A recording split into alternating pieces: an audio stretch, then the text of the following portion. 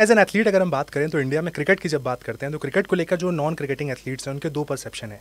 इधर दे love cricket और they used to hate cricket because of सारा स्टारडम क्रिकेट की तरफ जाता है।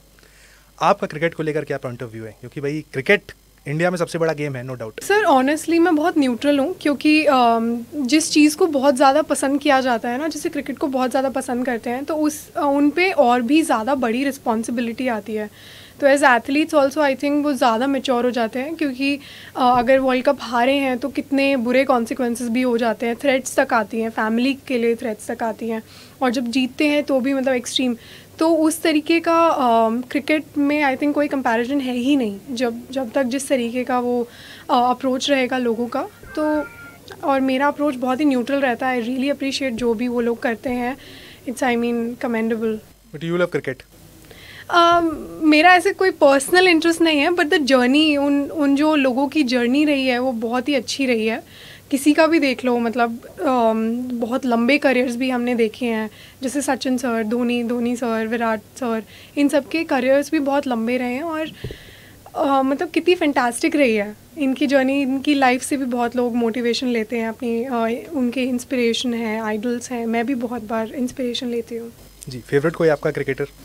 ऐसे कोई फेवरेट नहीं है, पर बहुत मैं भी बहुत देखती हूँ क्रिकेट। ऑल्दो जब टाइम मिलता नहीं है, ट्रेनिंग वगैरह में इतने बिजी रहते हैं, तो कभी कभार जब मिलता है तो देख लेते हैं। शूटिंग आप बहुत देखती होंगी, तो शूटिंग में आपका पर्सनल फेवरेट कौन है वर्ल्ड वाइड, अगर हम ग्लोबली बात करें, जिसे आप फॉलो करती हैं शुरुआत से?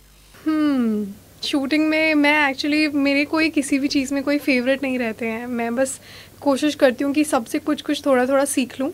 किसी की अच्छी क्वालिटीज़ होती हैं, किसी की थोड़ी सी बैड हैबिट्स होती हैं, तो मैं बस कोशिश करती हूँ जितना हो सके अच्छी अच्छी चीज़ें सबसे सीख लूँ और अपने आप को और थोड़ा आगे बढ़ाने की कोशिश करती रहूँ। तो इनिशियली गोल तो यही रहता है। बाकी बहुत सारे अमेजिंग शूटर्स हैं, आई मीन अलग अलग कंट्रीज़ के बहुत बढ़िया शूटर हैं। तो और मेरे कोच हैं जो जसपाल सर, जो मतलब world champion, Asian games champion, उनसे काफ़ी वो मिलता है। एक ट्रिक क्वेश्चन है, अगर आपको एक दिन के लिए इस देश का स्पोर्ट्स मिनिस्टर बना दिया जाए, मनु भाकर क्या करेंगी?